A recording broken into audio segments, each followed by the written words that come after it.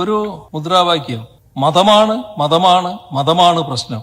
മതമല്ല മതമല്ല മതമല്ല പ്രശ്നം എന്നാ കേട്ടോ, ഞങ്ങൾക്ക് മതമാണ് മതമാണ് മതമാണ് പ്രശ്നം. അത് ഞങ്ങളുടെ ഐഡന്റിറ്റിയാണ്.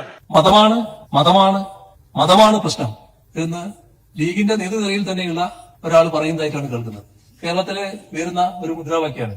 ഇത്തരം ഒരു മുദ്രാവാക്യം ഇന്ത്യൻ മുസ്ലിം ലീഗിന്റെ പ്രമുഖരായ നേതാക്കൾ ആരും നേരത്തെ ഒരു കാലത്തും ഉയർത്തിയതായി കേട്ടില്ല. അങ്ങനെ ഒരു മുദ്രാവാക്യമേ ഇപ്പോ ബാഫി തങ്ങളോ സിരി സാഹിബോ CHO ഒന്നും ഉയർത്തിയ അനുഭവമില്ലാത്തതാണ്. ആ പ്രസംഗത്തിൽ നിരീശ്വരവാദമല്ല മതവിശ്വാസമാണ് പ്രധാനം എന്ന് സമർത്ഥിക്കാനാണ് കക്ഷി ശ്രമിച്ചത്, അദ്ദേഹം ശ്രമിച്ചത്.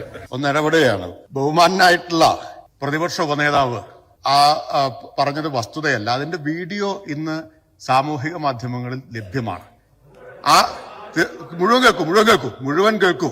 അത് മാത്രമല്ല പറഞ്ഞത്, അധികാരം തിരിച്ചു പിടിക്കേണ്ടത് എന്തിനു വേണ്ടിയാണ് എന്നുകൂടി പറഞ്ഞിട്ടുണ്ട്.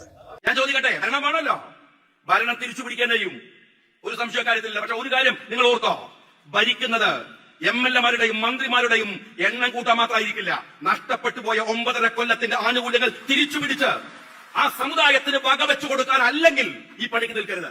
അപ്പൊ ബഹുമാനപ്പെട്ട മുഖ്യമന്ത്രി പറഞ്ഞത് ഇന്ന് സമൂഹത്തിൽ ലക്ഷക്കണക്കിന് ആളുകൾ കണ്ടു കഴിഞ്ഞൊരു വീഡിയോയാണ്. നിങ്ങൾ അസംബ്ലിയിൽ നിഷേധിച്ചത് കൊണ്ട് അത് യാഥാർത്ഥ്യമല്ലാതാവുന്നില്ല. കാരണം ഇതൊക്കെ തെളിവുകളായിട്ട് ഇപ്പോൾ പുറത്തു വന്ന കാര്യമാണ്. അദ്ദേഹത്തിന്റെ പ്രസംഗം അതേ രൂപത്തിൽ പുറത്തു വന്നിട്ടുണ്ട്. അത് ഈ പറഞ്ഞ തരത്തിലാണ്. നിങ്ങൾക്ക് അല്പം വിഷമമുണ്ടാക്കുന്ന കാര്യമാണത്. നിങ്ങൾ പലരും ആ തരത്തിൽ സംസാരിക്കുന്നവരല്ല എന്ന് എനിക്ക് നല്ലതുപോലെ അറിയാം. പക്ഷെ ഇങ്ങനെ സംസാരിക്കുന്നവരും ഇപ്പൊ നിങ്ങളുടെ കൂട്ടത്തിൽ ഉണ്ടായിരിക്കുന്നു. അതെവിടത്തേക്കാണ് പോകുന്നത്? അതാണ് ശ്രദ്ധിക്കേണ്ടത്. ഞങ്ങൾ ഒരു കാലത്തും ഒരു വർഗീയതയോടും, അത് ഭൂരിപക്ഷമായാലും ന്യൂനപക്ഷമായാലും, ഒരു വർഗീയതയോടും വിട്ടുവീഴ്ചയില്ലാത്ത നിലപാടെ സ്വീകരിക്കും.